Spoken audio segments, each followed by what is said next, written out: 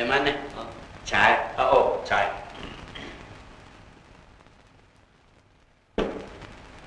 ഏമാൻ എന്താ പിന്നെ ഒരു വല്ലായിക? എടോ ചാക്കോ, ഉത്തരവ്. ഇന്നലെ നമ്മൾ ഒരുത്തനെ കണ്ടില്ലേ, ആ മോട്ടോർ സൈക്കിൾ പോയവൻ? അവൻ ഒരു ആൾമാറാട്ടക്കാരനാണെന്ന് എനിക്ക് തോന്നുന്നത്. ഏമാനെ ഞാനും അവനെ 1-2 പ്രാവശ്യം വെട്ടുകുഴിക്കവല വെച്ച് കണ്ടിട്ടുണ്ട്. ഓഹോ, ഏതായാലും താൻ അവനെ സൂക്ഷിച്ചു. ആ കാര്യം ഏമാനെ പേടിക്കണ്ട, അവനെ ഞാൻ പ്രൊമോട്ട് ചെയ്ത് കളി. താൻ ഏതായാലും സൂക്ഷിച്ചൊക്കെ അവനെ പ്രൊമോട്ട് ചെയ്താൽ മതി, വല്ല കരുതലും കാണാം. ഏമാനെ ഈ കുട്ടിവനത്തിൽ കിടന്ന കൊള്ളക്കാരെയൊക്കെ പിടിച്ചത് ആരാ? ചാക്കോ ആയിരുന്നു. പിന്നല്ലാതെ അന്ന് മുതലാണ് ഇടിയൻ ചാക്കോ എന്ന് എനിക്ക് പേര് കിട്ടിയത്. ആ കൊള്ളക്കാരന്റെ നേതാവിനെ ഞാനിങ്ങ് തൂക്കിയെടുത്തു. എന്നിട്ട് അവന് കോഴിക്കോട് നോക്കി ഒരൊറ്റ ഇടി കൊടുത്തു. ആ ഇടിയുടെ ശബ്ദം കേട്ടിട്ടാണ് ഇവിടെ ഉറങ്ങിക്കിടന്ന പോലീസുകാരെല്ലാം ഇടമോന്ന് ചാടി എണീറ്റു. അതാണ് ചാക്കോയുടെ ഇടിയുടെ വെയിറ്റ്. ചാക്കോയുടെ ഒരു ഇടി സമം 10 കിലോ. കൊള്ളാം. ഏതായാലും അവൻ എന്റെ ശ്രദ്ധയിൽ ഇരിക്കട്ടെ. ഏമാൻ അതുകൊണ്ടൊന്നും ഭയപ്പെടണ്ട. നാളെ നേരം വെളുത്ത ഏമാൻ ഇവിടെ വരുമ്പോൾ അവനെ നമ്മുടെ ഈ 2-ൽ കാണും. അത് വിട്. ഞാൻ പറഞ്ഞല്ലോ, ഓർമ്മയുണ്ടല്ലോ, മോട്ടോർ സൈക്കിളിന്റെ സൗണ്ട് കേട്ടാൽ ഉടനെ പെരുക പോലെ നിൽക്കണം. പെരുക അങ്ങ് അതുകൊണ്ട് ഭയപ്പെടണ്ട. മോട്ടോർ സൈക്കിളിലല്ല, പ്ലെയിനിൽ വന്നാലും തോമസ് പിടിക്കും. 1 രൂപ മുടക്കി 50,000 രൂപ സമ്പാദിക്കുക. 50,000 രൂപ സമ്പാദിക്കുക. പോടാ ഇടാ പോവാൻ. 1 രൂപ മുടക്കി 50,000 രൂപ സമ്പാദിക്കുക. ഒന്നാം സമ്മാനം. ഞങ്ങളുടേത് കൊമ്പനാനയല്ല, അംബാസിഡർ കാർ. 1 രൂപയ്ക്ക് ഒരു അംബാസിഡർ കാർ. പോവനാ ഇടാ പോവാനാ പറഞ്ഞു. അംബാസഡർ 1 രൂപയ്ക്ക് ഒരു അംബാസിഡർ കാർ. സുഖമായി യാത്ര ചെയ്യാം. സ്വർണ്ണ യുവതി. ഒന്നാം സമ്മാനം സ്വർണ്ണ യുവതി. 1 രൂപ മുടക്കിയ സ്വർണ്ണ യുവതിയെ സമ്പാദിക്കാം. 1 രൂപ മാത്രം. സ്വർണ്ണ യുവതി. സ്വർണ്ണ യുവതി. യുവമാരെ കൊണ്ട് തോറ്റു. സ്വർണ്ണ യുവതി. പോവനടാ എടാ സ്വർണ്ണ യുവതി. ഇതിനൊക്കെ പ്രൊമോട്ട് ചെയ്യടാ. സ്വർണ്ണ യുവതിയെ സമ്പാദിക്കാം. 1 രൂപയ്ക്ക് അംബാസിഡർ. 1 രൂപയ്ക്ക് സ്വർണ്ണ യുവതിയെ സമ്പാദിക്കുക. സ്വർണ്ണ യുവതി. Ambassador car. 1 രൂപയ്ക്ക് അംബാസിഡർ കാർ. മന്ത്രി വരുന്ന ദിവസമാണ്. കൊമ്പനാനെ സമ്പാദിക്കുക. അംബാസിഡർ സമ്പാദിക്കുക. കൊമ്പനാന. കൊമ്പനാന. കള്ളമില്ല, കള്ളത്തരമില്ല, മായമില്ല, കള്ളമില്ല. ഒരു ലാറ്ററോട് വരുന്നുണ്ട്. ഇത്തവണ നമുക്ക് കസ്റ്റഡിയിൽ എടുക്കണം. ഇത്തവണ എടുക്കണം. ഇത് ജനങ്ങളുടെ വക ഭാഗ്യക്കുറി അല്ല. ഇത് ജനങ്ങളുടെ വക ഭാഗ്യക്കുറി അല്ല. അല്ല പിന്നെ ആരുടെ കാടു? സർക്കാരിന്റെ വക. സർക്കാരിന്റെ. സർക്കാരോ? കേരള സർക്കാർ ഭാഗ്യക്കുറി. കേരള സർക്കാർ ഭാഗ്യക്കുറി. തോമസേ സല്യൂട്ട് ചെയ്തു. ഈ വണ്ടി ഇവിടെ കിടന്നോട്ടെ. കേരള സർക്കാർ ഭാഗ്യക്കുറി. തോമസേ മോട്ടോർ സൈക്കിളിന്റെ സൗണ്ട് അല്ലേ കേൾക്കുന്നത്? അതെ, അതാ അവൻ തന്നെ ഓടിച്ചോ. പിടിച്ചോ.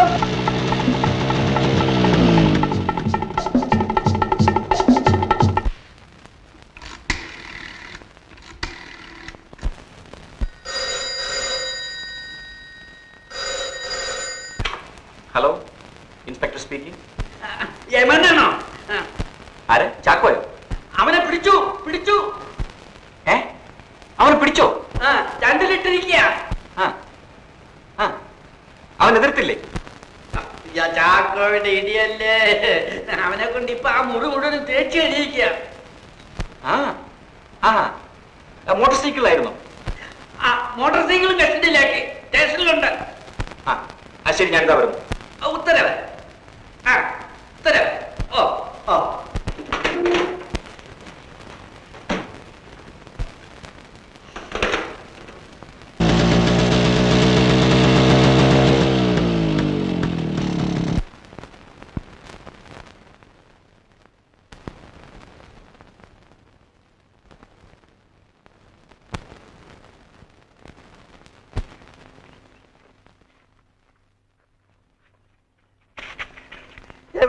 അവനെ പിടിച്ചു. പ്രൊമോട്ട് ചെയ്ത് 2-ലിട്ടിട്ടുണ്ട്. തറ തൊടിച്ചിട്ടില്ല, നിലം തൊടിക്കാതെ അവനെ ഇട്ടിട്ടുണ്ട്. ചാക്കോ, ഉത്തരവ്. എന്റെ മോട്ടോർ സൈക്കിൾ പോലെ തന്നെ ഇരിക്കുന്നല്ലോ. അതെ അതെ, ഏമാന്റെ മോട്ടോർ സൈക്കിൾ തന്നെ. Royal field. വേറെ ആരുടെ? ചാക്കോ, ഉത്തരവ്. എവിടെയാ അവൻ? 2-ലെ പുള്ളി, ആൾമാറാട്ടക്കാരൻ. കൊണ്ടുവരുവോ? ഉത്തരവ്.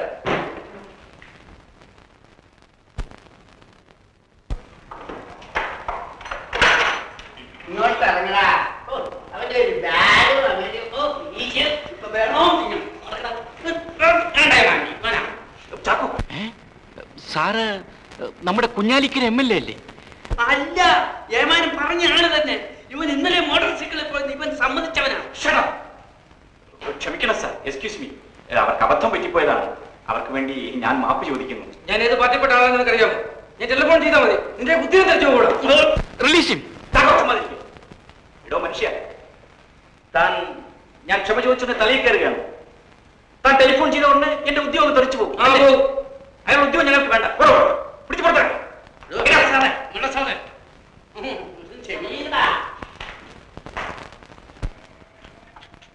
നേര് പറ മക്കളെ, എവിടുന്നാണ് ഈ രൂപ? ഞാൻ പറഞ്ഞില്ലേ അമ്മേ, ഞങ്ങൾ ഇത് ജോലി ചെയ്ത് സമ്പാദിച്ചതാ. അമ്മയ്ക്ക് എന്താ ഇത്ര വിശ്വാസം? നിങ്ങൾ രണ്ടാളും കൂടി ജോലി ചെയ്താലും ഇത്രയും രൂപ എങ്ങനെ കിട്ടും? അതാണ് അമ്മയ്ക്ക് സംശയം.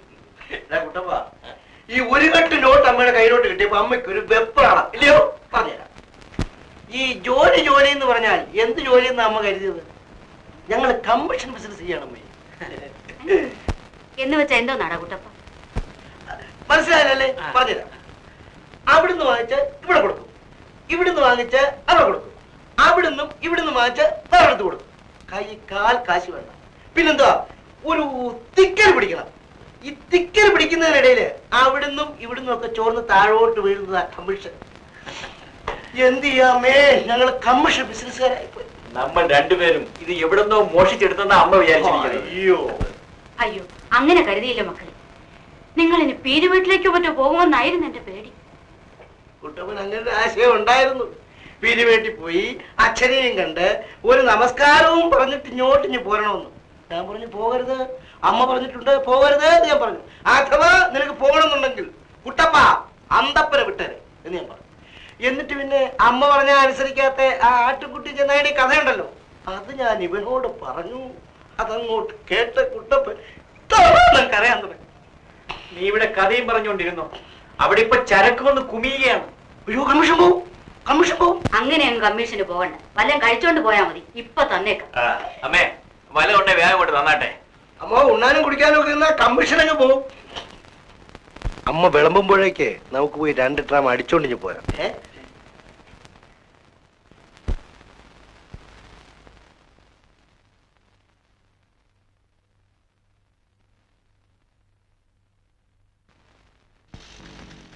വിട്ടോ കുട്ടപ്പ, നമുക്ക് ഈ വഴിക്ക് ചെന്നാൽ ഉടനെ ആ രമണിയുടെ വീട്ടിലോട്ടൊന്ന് പോകണം. പോകാം. വിട്ടോ, സ്പീഡിൽ വിട്ടോ.